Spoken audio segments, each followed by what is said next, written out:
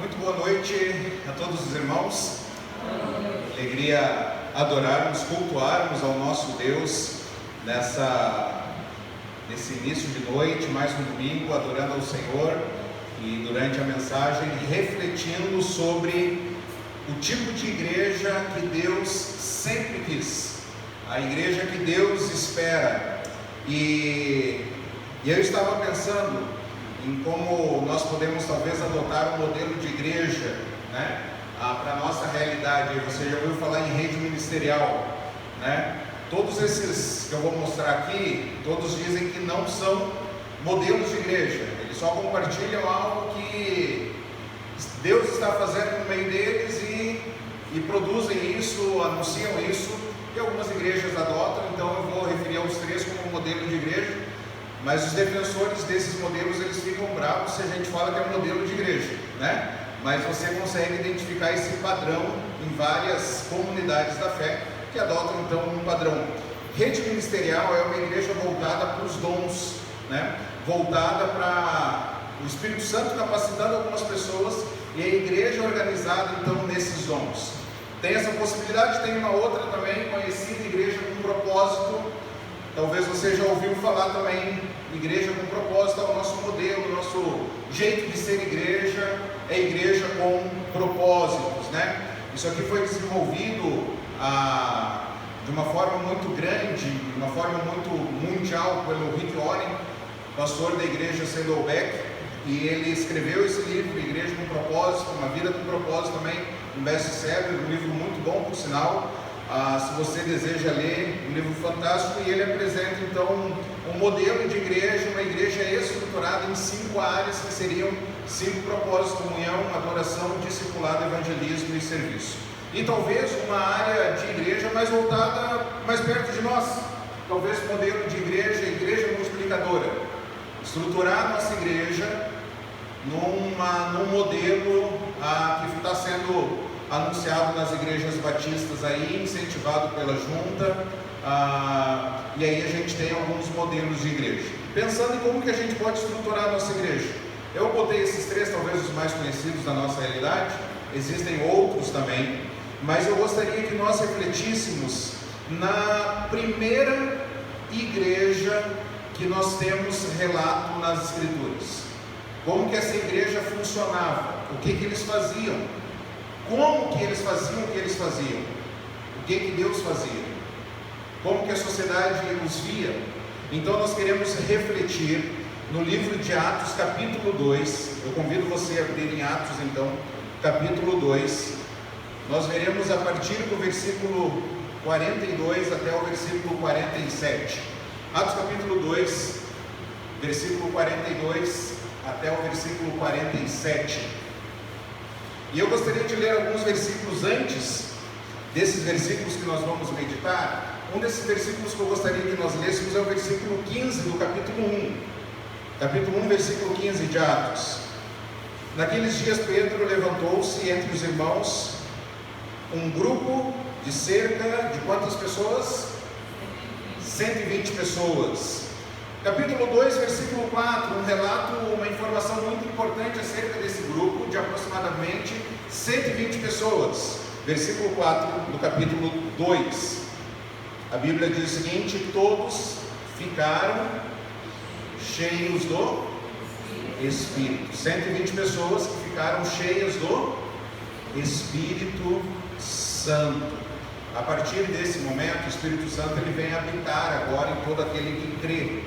Diferente do Antigo Testamento, o Espírito Santo vinha para capacitar para uma missão e depois ele saía. É por isso que o salmista diz: não retires de mim o teu Santo Espírito, porque no Antigo Testamento o Espírito Santo vinha, capacitava o servo de Deus para desempenhar uma missão, depois ele se retirava.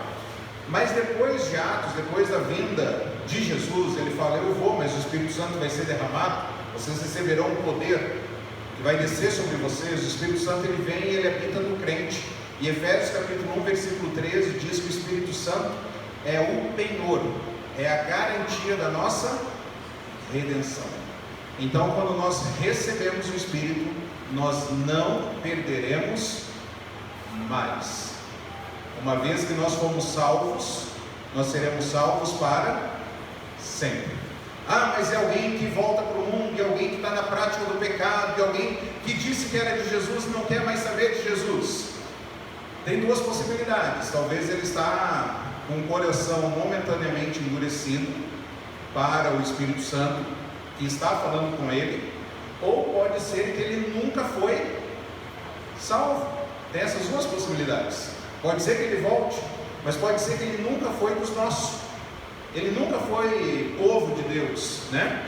Então todos na igreja ficaram cheios do Espírito Santo. O apóstolo Pedro pregou, e na pregação do apóstolo Pedro, olha os que aceitaram a mensagem, versículo 41.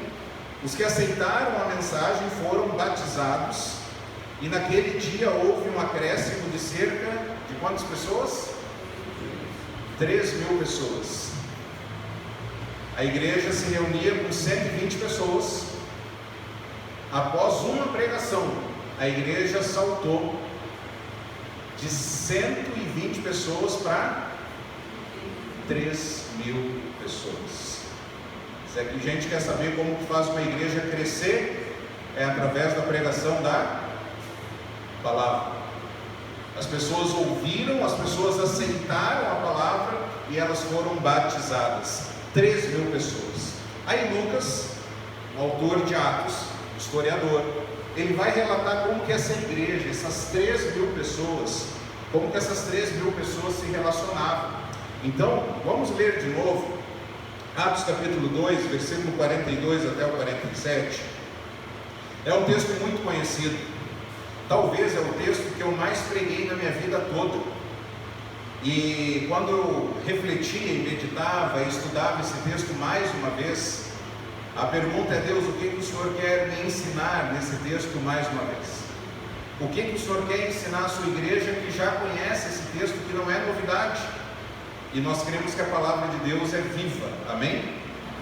Mais afiada que uma espada de 2 gumes, ela penetra até o ponto de dividir alma e espírito, juntas e medulas, e julga os pensamentos e as intenções do coração. Então toda vez que a gente abre a Bíblia, porque nós lemos a Bíblia, quem está falando é Deus. E ela vem e ela penetra o nosso interior, e ela julga os nossos pensamentos, e nós queremos então colocar em prática aquilo que Deus vai nos ensinar. Então vamos ler, nós já lemos nesse culto esse texto, vamos ler mais uma vez. Eles se dedicavam ao ensino dos apóstolos, 3.000 pessoas. Eles se dedicavam ao ensino dos apóstolos e à comunhão, ao partir do pão e às orações. Todos estavam cheios de temor, e muitas maravilhas e sinais eram feitos pelos apóstolos. Os que criam mantinham-se unidos e tinham tudo em comum, vendendo suas propriedades e bens, distribuíam a cada um conforme a sua necessidade. Todos os dias continuavam a reunir-se no pátio do templo, partiam o pão em suas casas e juntos participavam das refeições com alegria e sinceridade de coração, louvando a Deus e tendo a simpatia de todo o povo. E o Senhor lhes acrescentava diariamente os que iam sendo salvos. Que texto bonito, não é verdade? A igreja que Deus sempre quis, é o que a gente está refletindo. Eu tenho certeza que se tem uma igreja que você gostaria de escolher, de fazer parte, talvez essa igreja aqui era a igreja de Jerusalém. Deus, como eu gostaria de fazer parte desse movimento, daquilo que o Senhor fez, eu gostaria de ter experimentado isso. E é isso que Deus deseja falar comigo e contigo nessa noite. E a nossa oração será: Deus, faz de novo aquilo que o Senhor já fez. Faz no nosso tempo aquilo que aconteceu lá em Atos. Queremos experimentar essa comunhão verdadeira, queremos ter essa dedicação ao estudar a sua palavra, queremos ter a simpatia do povo, queremos que o Senhor acrescente aqueles que vão ser salvos. Deus, faz de novo aquilo que o Senhor já fez. Vamos orar? Pai, nós pedimos que o Senhor fale ao nosso coração nessa noite, ao refletirmos na sua palavra, que nós possamos nos adequar à sua vontade, que a sua vontade prevaleça sobre as nossas vidas, sobre a nossa família e sobre a sua igreja. Obrigado porque Jesus está edificando a sua igreja.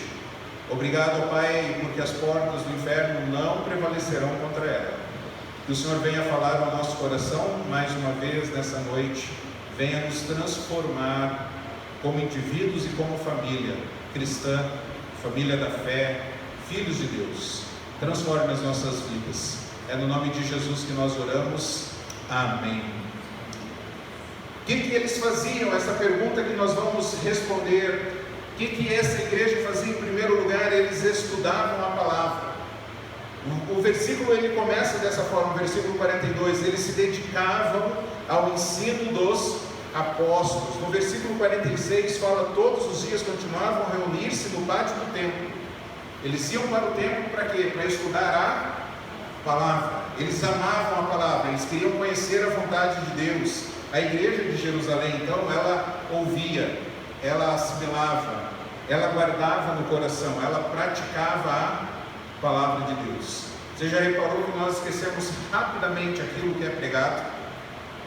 Talvez antes de chegar no carro, ou antes de chegar no carro, ou em casa, alguém pergunta, o que foi pregado hoje? O que foi anunciado? O que Deus falou conosco hoje? A gente tem que parar alguns minutos e tentar lembrar o que foi anunciado. E é isso que nós pregamos aí numa pregação expositiva que fica num texto só, lê, explica, ilustra e aplica. Então, se você pega uma mensagem ainda que fica passeando de textos, aí você fala assim, gente, já não lembro o texto que foi pregado, porque foi muita coisa, eu não lembro ainda o que Deus exatamente quis falar. A igreja de Jerusalém, eles ouviam, eles assimilavam, eles guardavam a palavra. E queridos, quando nós pensamos em estudar a palavra, talvez você pense em escola bíblica, talvez você pense em apostila, caneta, papel, carteira, quadro, giz, lousa, projeção, lista de chamada, lista de presença. Talvez quando a gente pensa em estudar a Bíblia, você pensa nisso, pensa em livros. Mas você já reparou que Jesus passou 3 anos com os discípulos, ensinando os discípulos, e em nenhum momento Jesus se virou para os discípulos e falou assim, anotem isso aqui que eu estou falando para vocês. Já reparou isso? Em nenhum momento Jesus fala assim, pega o caderninho de vocês, anota isso aqui, porque isso aqui é muito importante. Por que Jesus nunca fez isso?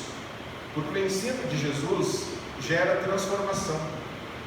E aquilo que a gente aprende, aquilo que a gente coloca em prática, a gente não precisa anotar para lembrar, porque a gente já vai estar vivendo, já vai estar praticando, já vai se tornar um hábito então na nossa vida. Essa igreja, eles estavam sedentos pela palavra. Preste atenção, essa igreja, eles não queriam informação, essa igreja eles queriam transformação. É diferente.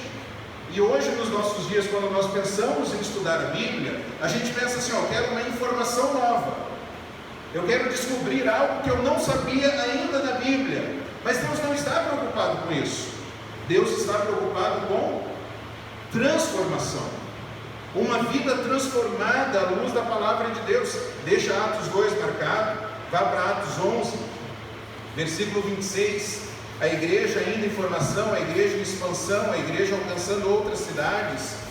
Quando chega então em Antioquia, Atos 11, versículo 26, diz o seguinte, o finalzinho do versículo 26, Atos 11, final do versículo 26, em Antioquia, os discípulos foram pela primeira vez chamados o quê? Cristãos. A igreja em expansão, a igreja crescendo, e em Antioquia, as pessoas começaram a olhar para os discípulos de Jesus, e eles falaram assim, vocês são o quê? Vocês são cristãos, porque vocês se parecem com quem? Com Cristo. Vocês são uma versão menor de Cristo, vocês são pequenos cristos, a gente consegue ver Jesus em vocês. Transformação, irmãos. O que Deus deseja não é encher o nosso intelecto, o que Deus deseja é transformar o nosso caráter, transformar as nossas palavras, transformar a nossa motivação, transformar as nossas atitudes, trazer uma vida melhor, mais parecida com Cristo. Você está ouvindo hoje diretamente no Instagram, nas mídias, seja a sua melhor versão. 2023, conquiste a sua melhor versão, seja uma melhor versão de si mesmo. Sabia que Deus não está nem um pouco preocupado com isso?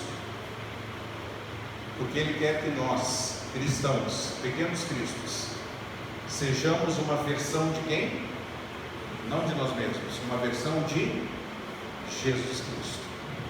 E é isso que falta nesse mundo. As pessoas dizem que são crentes, mas não agem como tal. As pessoas dizem que seguem a Jesus, mas não agem como tal. E eu não estou falando de vida de perfeição aqui, porque perfeito é só Jesus, todos nós pecamos. O que eu estou falando é que cristãos, pequenos cristos, quando eles pecam, e nós pecamos muito, a gente peca por ação e omissão, a gente peca por palavras, a gente peca por atitudes. E quando nós pecamos, um cristão, quando ele peca, ele pede perdão. E como é difícil essas palavras saírem da nossa boca. Eu quero que você me perdoe, porque eu fiz isso de errado. Com muita dificuldade a gente pede perdão, mas a gente não fala o que a gente fez de errado. Um cristão é aquele que peca, pede perdão, se retrata, abandona o pecado e busca ser como Cristo. Então a igreja, eles se dedicavam ao ensino dos apóstolos. Eles queriam essa transformação, eles queriam ser mais parecidos com Cristo. E o nosso problema é que a gente não quer essa transformação, nós queremos informação. E aí pode ver, por exemplo, às vezes aparece um curso sobre o código secreto do hebraico. Aí vai um monte de gente fazer esse curso do código secreto do hebraico. Os números de tanto em tanto nas letras do hebraico vai dar tanto, e as pessoas ficam alucinadas com isso, porque elas querem o quê? Informação. E a gente fala assim, o tempo que você está gastando nisso, ore pelos frutos do Espírito, por exemplo. Qual foi a última vez que você orou para manifestar os frutos do Espírito? Você parou um momento e fala, Deus, hoje eu quero manifestar amor, paz, paciência. Quero ser uma pessoa boa. Quero manifestar, quero fazer o bem. Deus, eu quero ser mansa. Deus, eu quero ter domínio próprio. Orar pelo fruto do Espírito. Qual foi a última vez que você orou para manifestar o fruto do Espírito? Ora para você ver como que vai ser o teu dia. Só ora. Quanto que Deus vai te exercitar para isso, né? Então nós sermos transformados. Então, querido, não estude a Bíblia para conhecer. Não estude a Bíblia para conhecer. Estude a Bíblia para ser transformado. Fala para Deus, Deus, o que o Senhor quer me transformar nesse texto de hoje, por exemplo, que é tão conhecido? Meu filho, às vezes, ele pega e fala, essa história que eu já conheço. E aí eu falo para ele, pergunte para Deus o que Deus quer falar ao seu coração agora, com essa história que você já conhece. Transformação.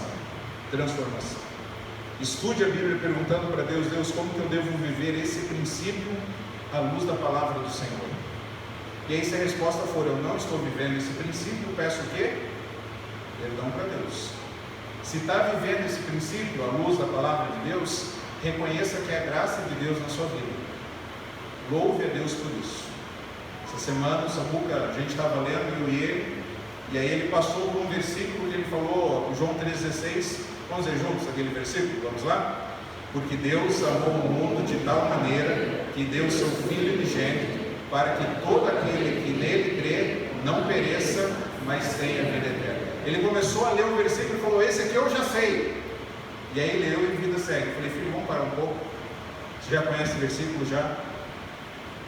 Vamos agradecer a Deus pelo que, Pai? Pelo que Ele fez. O que esse versículo diz que Deus fez? Ele nos amou. Vamos orar agora agradecendo que Deus nos amou, que Jesus morreu na cruz. Você já crê em Jesus, filho? Já. Vamos orar agradecendo, porque nós podemos crer em Cristo, a verdade de Deus foi revelada no nosso coração. Vamos orar agradecendo, porque ainda que a gente venha a morrer, nós não vamos perecer, porque nós vamos ter a vida eterna. Eu falei, filho, sempre que você ler alguma verdade espiritual, que você já conhece, louve ao Senhor por isso. Transformação, irmãos, é o que Deus espera de nós. A igreja então se dedicava a estudar a Bíblia. A igreja se dedicava à comunhão com os irmãos. É a segunda informação, eles se dedicavam à comunhão. E aí, de vários textos que nós lemos, versículo 42, né? A comunhão a partir do pão. E aí depois o versículo 44, os que criam mantinham-se unidos, tinham tudo em comum. Versículo 45 e 46, vendendo suas propriedades e bens, distribuíam a cada um conforme a sua necessidade. Todos os dias continuavam a reunir-se no pátio do templo, partiam o pão aonde?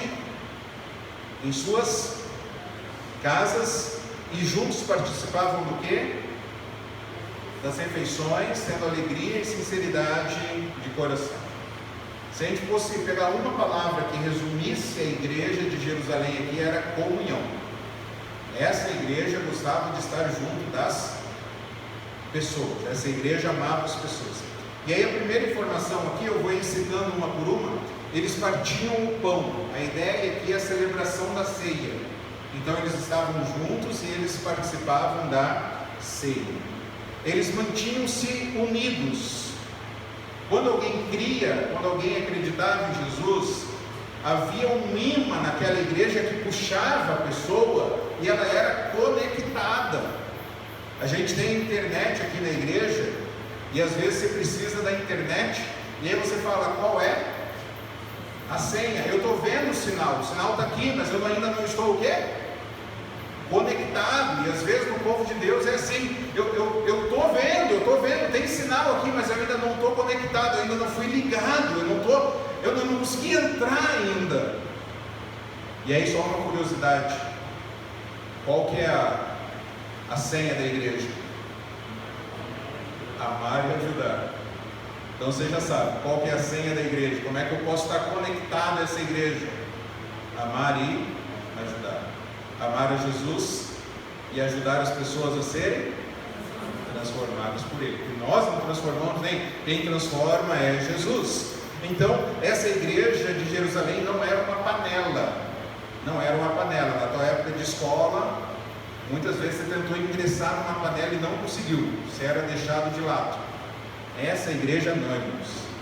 A pessoa chegava, ela, que legal, qual o seu nome? Chega aí, onde você mora, que bairro você está? Está perto daquele irmão, chega aqui, irmão. Ele mora perto do seu bairro lá, e aí durante a semana já marcavam, já saíam juntos, já tinham um tempo juntos, eram conectados, eles tinham tudo em comum. A nossa geração agora, geração difícil, né? Todas são, a gente está falando da nossa. É uma geração do egoísmo, não é? A vida é minha, o quarto é meu, o celular é meu, o carro é meu, a casa é minha, as minhas férias, os meus planos, as minhas finanças, o meu descanso. Essa igreja, eles tinham tudo em comum. Sabe por quê? Porque tudo é de Deus e nós somos apenas os administradores. Deus, o Senhor quer que eu empreste esse carro para alguém? Está emprestado. E a Bíblia diz, emprestou, não espere devolução, porque quem espera devolução são os não crentes. Crente empresta e não espera de volta. Crente empresta e considera como dado, porque se a pessoa não devolver, eu vou continuar amando ela. Eu posso dizer, não estou falando que vou emprestar tudo, concorda comigo ou não? Empresta o teu carro, você vai aonde, irmão? Como é que você dirige? Eu lembro uma vez que eu dei uma volta contigo, você quase beijou uns postes aí, né? Pensando bem, meu irmão, não vou te emprestar o carro não, mas eu vou chamar um Uber para você, tá bom? Eu te levo lá, onde você vai? Ah não, eu tenho que ir em Piracicaba, não tem problema, eu te levo lá. Não, mas empresta o carro. Não, meu irmão, não. O carro eu trabalho com ele, o carro eu levo a minha família para cima e para baixo, eu preciso do carro, então eu não posso te emprestar, mas eu posso te ajudar. O que você precisar, eu estou aqui. Porque se emprestar, não espere devolução. Se emprestou o carro, a pessoa devolveu só o volante do carro, Fala, é o que sobrou. Aí você fala, Deus deu e o irmãozinho levou, né? Louvado seja Deus. Deus deu, Deus levou, louvado seja o nome do Senhor. Eles tinham tudo em comum, porque tudo é de Deus.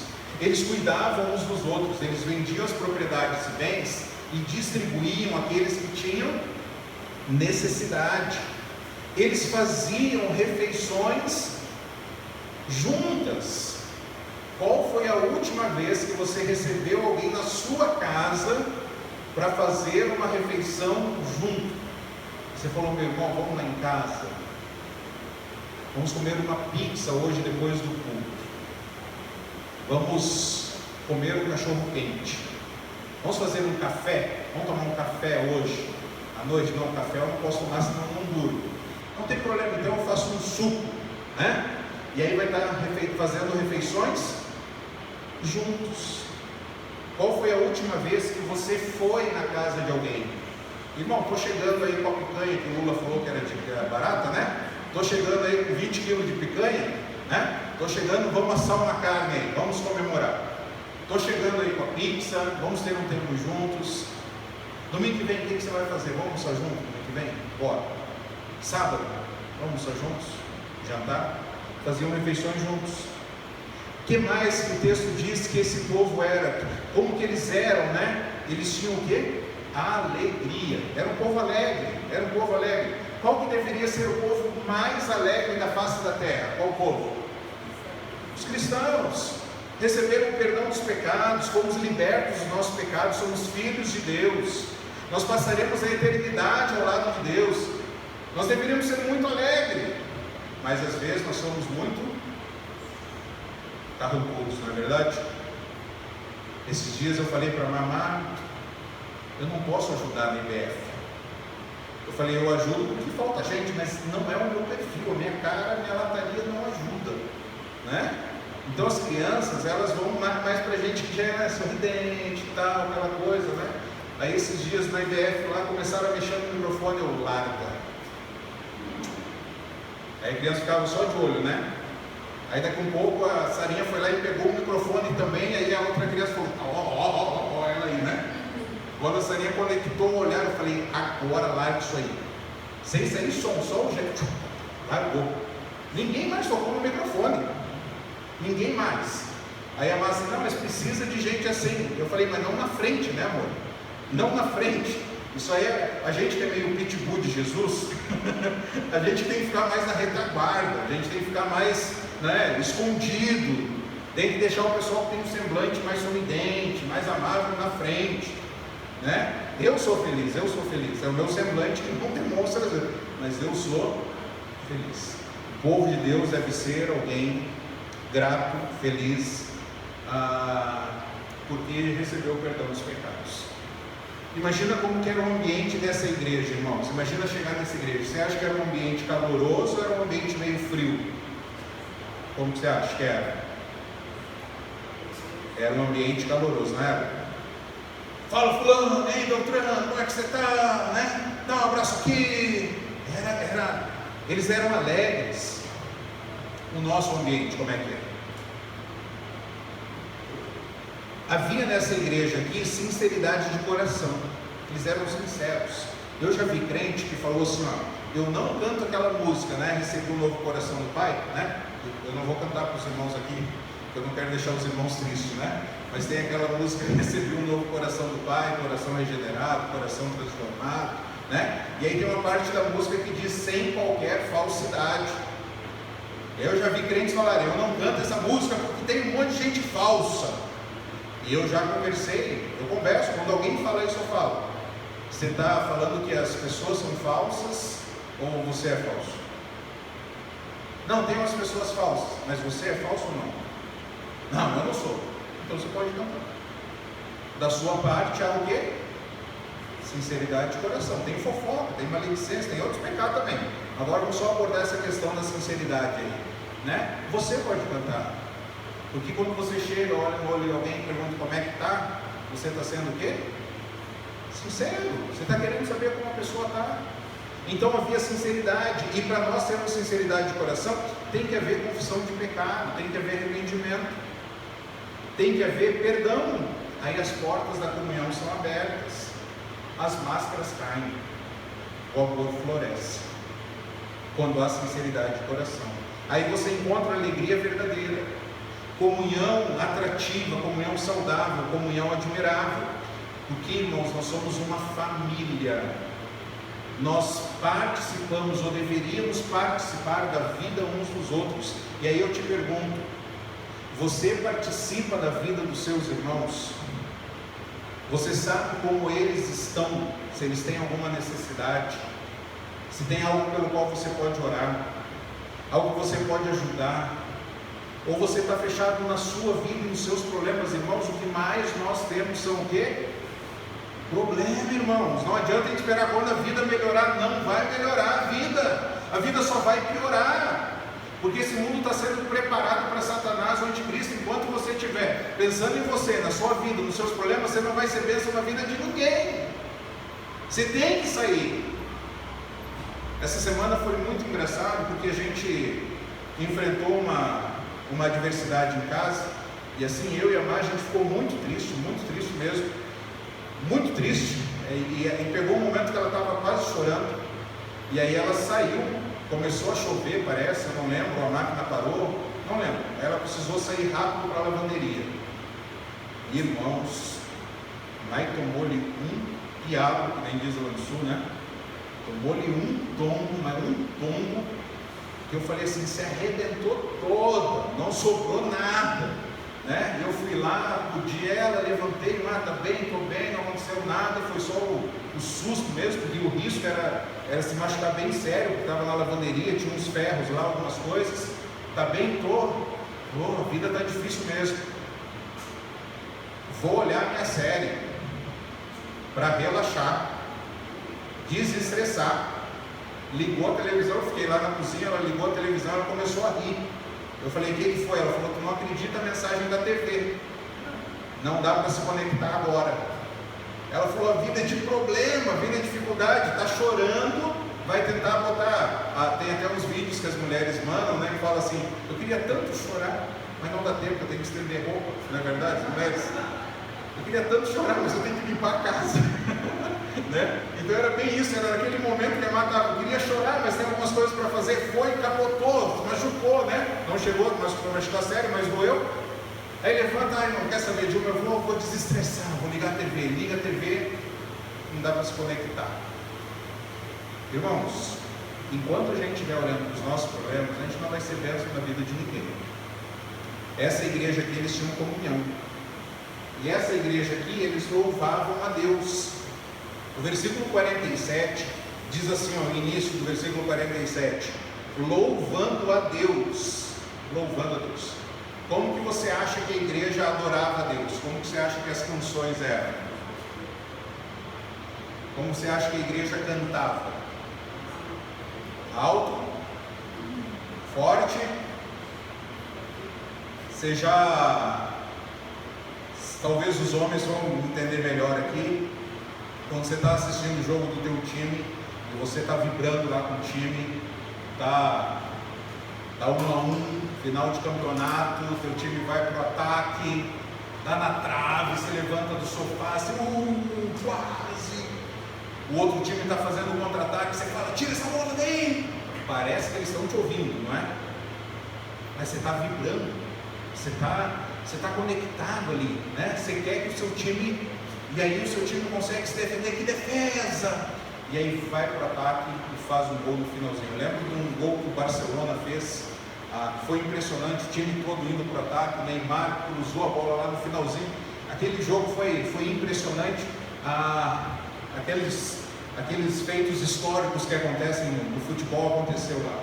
Imagina o torcedor do Barcelona como que não estava, imagina a Copa do Mundo, né? E aí, quando nós adoramos a Deus, a gente canta literalmente da boca para fora, né? Mal sai som. Você já reparou? Eu não consigo imaginar na igreja primitiva a equipe de louvor falando, vamos ficar em pé, vamos sentar, fecha o olho, bate palma. Você acha que acontecia isso na igreja primitiva? Eu acho que era algo natural. Eu acho que a igreja ela estava conectada com Deus, eles estavam louvando a Deus. E se alguém quisesse se ajoelhar, ia se ajoelhar. E se alguém quisesse chorar, ia chorar. E se alguém quisesse dizer glória a Deus, Deus, eu te louvo por isso, eles iam falar. Era um louvor contagiante, era uma igreja viva. O louvor ele nos renova, não é verdade? O louvor contagia. Tiago diz: está alguém alegre? Cante louvores. Quando você se conecta com o céu, é impossível você louvar a Deus de forma fria. Se você se conectar com o céu, irmãos, é impossível conter as lágrimas. Talvez, eu não sei você, mas às vezes você está no carro. Um dos momentos que eu mais penso, que eu mais oro, que eu mais falo com Deus, quando eu estou no carro, sozinho. Eu vou falando com Deus. E aí tem aqueles momentos que você está se conectando com Deus, você está ouvindo um louvor, você está no meio do trânsito, no meio de buzina, no meio de gente estressada, mas o céu abriu, e você está falando com Deus, e daqui a pouco você está batendo no volante, falando: é isso aqui, Deus, e você está falando alto, e aí você olha para o lado, tem alguém te olhando, e a pessoa deve pensar: essa droga é muito louca, né, cara? Se a polícia pegar, isso aí vai pegar uns anos de cadeia. Mas você não está nem aí, porque você está falando com quem? Com Deus. Eu lembro uma vez, no carro, e a gente cantando uma música que falava que, mais ou menos como o cântico que nós cantamos, que nada pode nos separar do amor de Deus, e falando que o amor de Deus é tão profundo como o mar. Foi interessante porque naquele dia o nosso carro estava cheio, tinha 5 pessoas. Mas Deus falou de forma tão surpreendente no meu coração e da minha esposa, que a gente cantava, a gente soltava a nossa voz, a gente chorava. Deus não estava nem aí para quem estava atrás. Aí depois a pessoa falou: uau, hein, Deus falou forte o coração de vocês, falou. Irmãos, louvar ao Senhor. Louvar ao Senhor por quem Deus é, por tudo que Deus faz. No início desse texto, no versículo 42, diz que eles se dedicavam às orações. Orar é falar com Deus. Uma igreja cheia do Espírito, ela vai orar constantemente. Ela vai orar fervorosamente, ela vai clamar a Deus, ela vai pedir, ela vai insistir, ela não vai parar. Deus, é para a sua glória, Deus, que eu estou pedindo isso. Deus, me abençoa, Senhor. Não é para mim isso não, é para o Senhor, é para o seu reino. Eu vou clamar, eu vou ser como aquela viúva insistente, clamando misericórdia ao juiz, falando: Deus, tenha misericórdia. No livro de Tiago diz que Elias orou fervorosamente para que não chovesse, e a Bíblia diz que não choveu. A igreja primitiva, ela orava muito. No versículo 14, a gente leu o 15 do capítulo 1. No versículo 14 diz que eles perseveravam em oração. Capítulo 13 de Atos diz que os líderes iam orar às 3 horas da tarde. Capítulo 4, versículo 31 diz que a igreja estava sendo perseguida e eles oravam. Atos 6,4, a liderança entende que a prioridade é a oração. Hoje isso é meio contraditório no nosso mundo, né? O que você está fazendo, pastor? Estava orando. Então você não está fazendo nada, né? Prioridade dos líderes da igreja é buscar a Deus, buscar a direção de Deus. Atos 12,5, a igreja ora insistentemente pela libertação de Pedro. Atos 13, a igreja de Antioquia ora e missões mundiais começam a acontecer. Atos 16, 25, Paulo e Silas, eles estão orando na prisão. E aí eu te pergunto, como que está a sua vida de oração? Como que está a sua vida de oração? Você costuma orar diariamente, fervorosamente, constantemente? Tem dobrado seus joelhos? A igreja louvava a Deus. E no versículo 43 diz que todos estavam o quê? Cheios de temor. Olha o versículo 43. 3.000 pessoas. Todos estavam cheios do quê? De temor. Eu já falei para os irmãos que o meu compromisso de pregar é com Deus. Seja uma pessoa, 10 pessoas, 50 pessoas, 100 pessoas, a empolgação, a determinação e a busca por fidelidade e clareza, ela vai permanecer, ela não pode ser alterada. Porque eu tenho que pregar de tal forma como se Jesus estivesse sentado na primeira cadeira e ele falasse: é isso aí, Onés, é isso aí que eu quero que você fale. Então a plateia não muda o conteúdo, mas é interessante que a gente consegue ver os rostos aqui, né? E é interessante que às vezes tem gente que está conectada, está recebendo, está interagindo, mas tem gente que vive em outra hora. Está em outro sistema solar, né? Vamos dizer assim. Está em outro ambiente. Não está conectado com Deus. E aí é interessante esse texto porque fala que toda a alma, 3.000 pessoas, toda a alma viu o quê? Temor de Deus. Então, irmãos, é muito simples. Se nós decidimos vir à igreja, a decisão é: estou indo para adorar a Deus de forma coletiva, estou indo para adorar a Deus. Por isso que não me preocupa se alguém sai, não me preocupa se alguém está lá fora. O que me incomoda é se alguém começa a distrair outras pessoas. Aí eu tenho problema, porque aí está distraindo quem quer e quem tem temor de Deus. O que não tem, infelizmente, na nossa geração, eu acho difícil. A gente viveu uma realidade dessa de que 3.000 pessoas, todas elas haviam temor de Deus e adoravam a Deus verdadeiramente, reverência a Deus. Reverência, Provérbios 1,7, o princípio da sabedoria é o temor de Deus, mas os insensatos desprezam a sabedoria, desprezam a disciplina. Nessa igreja aqui havia consciência da presença de Jesus. A gente pregou lá em Atos, né, nas igrejas de Atos, e aí fala que Deus andava, Jesus andava entre a igreja. Então a lição é que Jesus está presente na sua igreja. E nós, na nossa geração, a gente perdeu a reverência a Jesus. A gente está na igreja, a gente canta, a gente ora, a gente ouve a palavra, a gente tem comunhão com os irmãos, mas a gente faz tudo isso, às vezes, sem adoração, porque a gente não está fazendo isso para Jesus. A gente está fazendo isso porque é uma prática social que eu tenho. Domingo está na igreja, e na igreja eu tenho que fazer isso, mas não é uma decisão que eu fiz de estar adorando a Deus. Então, se nós temos o entendimento, se nós temos o senso da presença de Deus em nosso meio, as orações seriam diferentes, o louvor seria diferente, ouvir e refletir a palavra seria diferente. Nós iríamos nos distrair com facilidade, iríamos distrair outros, não? Nós iríamos nos emocionar com alegria pelo fato de termos recebido o perdão dos pecados. Iríamos nos entristecer e chorar e lamentar por causa dos nossos pecados, mas confessaríamos. Então nós perdemos a consciência da presença de Jesus em nosso meio. Era isso que a igreja fazia: estudava a palavra, tinha comunhão com os irmãos e louvavam a Deus.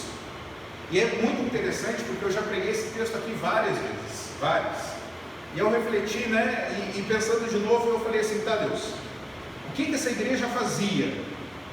Aí eu alistei esses aspectos aqui, identifiquei eles no texto. Aí a pergunta que veio depois é: onde que eles faziam isso? Onde que eles faziam isso? Eles faziam isso no templo e de casa em casa. Vamos ver juntos? No templo e de casa em casa. Onde que eles estudavam a Bíblia, tinham comunhão? Onde que eles louvavam a Deus? No templo e de casa em casa. Eles se reuniam no templo e de casa em casa eles faziam isso. A vida cristã tem mais a ver com o que é feito em casa do que tanto aqui na igreja, porque aqui a gente pode facilmente vestir uma roupa hipócrita, não é verdade? Em casa nós somos quem nós somos. Na igreja a gente pode dar uma melhorada. Na igreja a gente pode ser um pouquinho mais santo. Na igreja eu posso demonstrar que eu sou um pouquinho melhor, que eu não sou tão pecador igual o pessoal de casa acha. Todos os dias esses irmãos se reuniam nas casas, não para fofocar, eles se reuniam nas casas para adorar. Eles não se reuniam nas casas para criticar, mas eles se reuniam nas casas para orar. Deus quer que nós sejamos hospitaleiros. que nós recebamos as pessoas na nossa casa. Deus quer que os nossos lares aqui, se a gente fosse contar, né, quantos lares nós temos aqui representados, Deus quer que cada um dos nossos lares sejam mini igrejas. Quando você pensar em casa, na sua casa, pense em mini igreja. Aqui tem que ser uma mini igreja, porque aqui eu devo estudar, aqui eu devo louvar, aqui eu devo ter comunhão, e aí eu vou chamar pessoas para que isso aconteça. Então eu quero te desafiar nesse ano de 2023, você ter um projeto de você abrir a porta da sua casa e ser bênção. Amém? Amém. Abra a porta da sua casa e seja bênção. Chame pessoas para dentro da sua casa. Por que se chamou aqui? Para orar. Vamos orar? O que a gente vai fazer aqui? Eu vou compartilhar um texto. Pô, a gente podia chamar fulano também, né? Chama, a porta está aberta. Reúna seus amigos, reúna seus familiares de forma intencional para estudar a Bíblia, ter comunhão, para louvar a Deus. Ah, mas eu não me sinto capaz. A gente te treina. Você sabe para que pastor serve? Sabe? Se você não sabe, você vai fazer agora. Para que serve pastor? Nossa, eu nunca tinha parado para pensar nisso. Para que serve esse cara aí? Abre em Efésios 4, versículo 12. Deixa Atos marcado lá.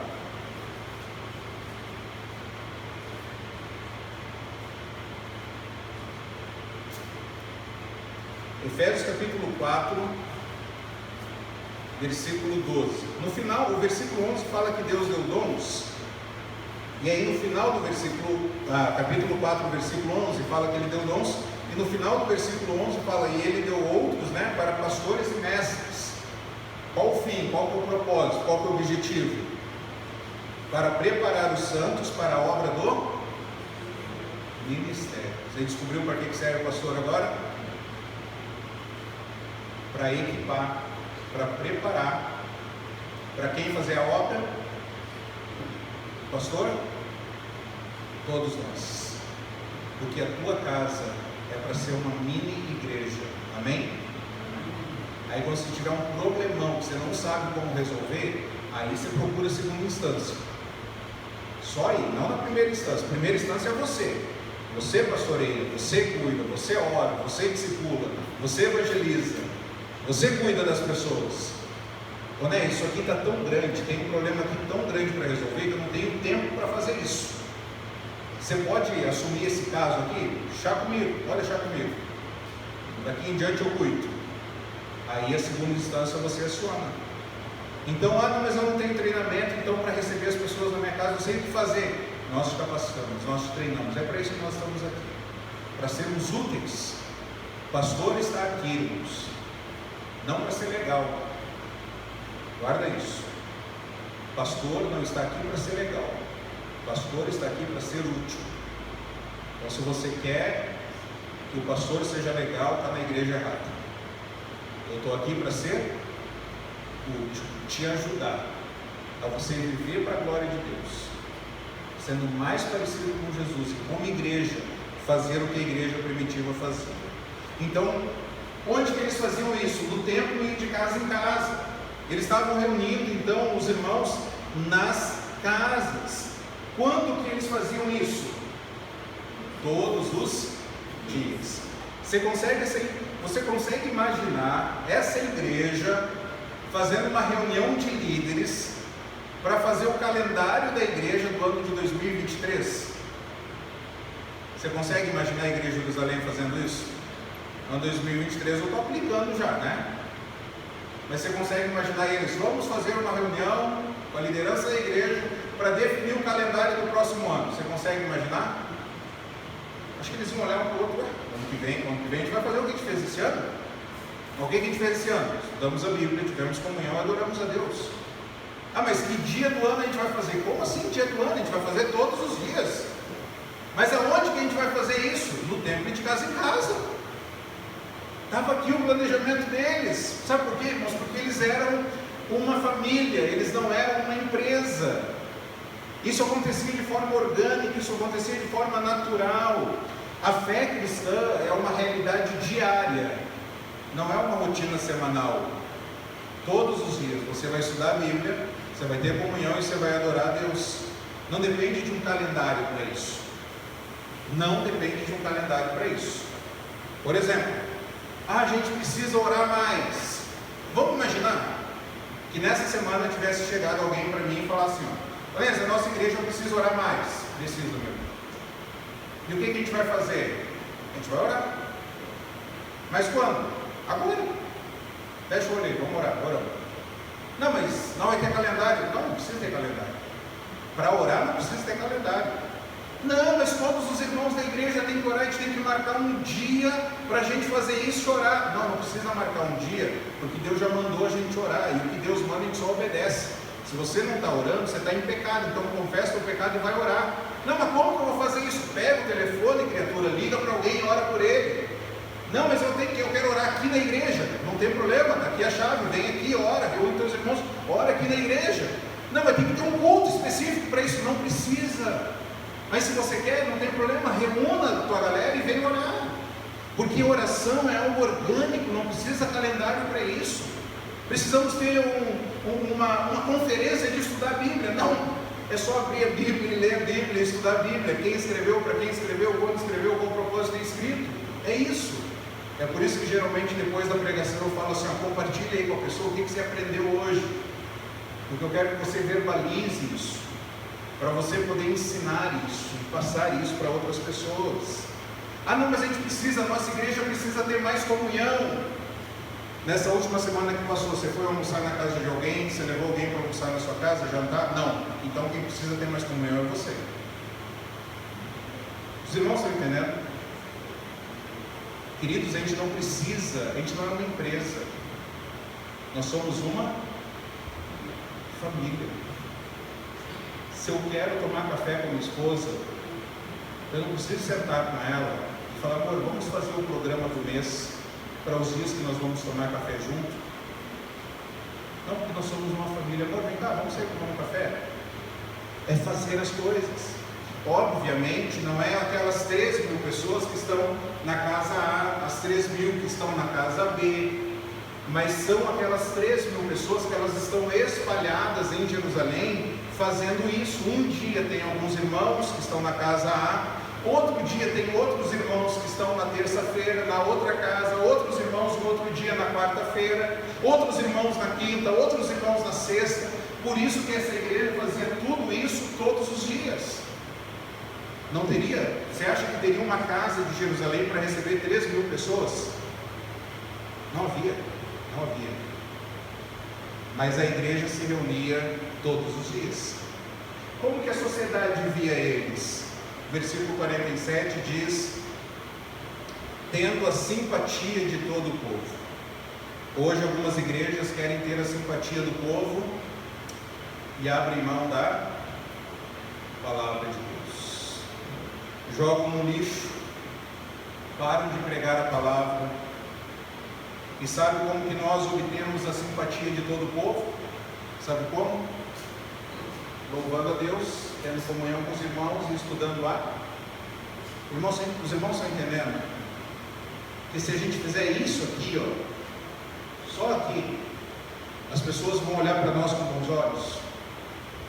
Elas vão falar: eles são uma família, eles se amam. Tem corintiano e palmeirense sentados juntos lá.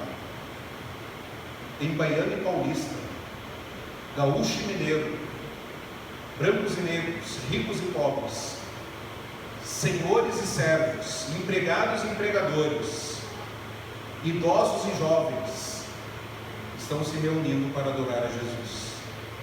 Aquele grupo lá tem algo que nenhum lugar na terra tem. E aí nós teremos a simpatia do povo. E aí o que Deus fazia nessa igreja? Deus fazia milagres. O versículo 43 diz que todos estavam cheios de temor e muitas maravilhas e sinais eram feitos pelos apóstolos.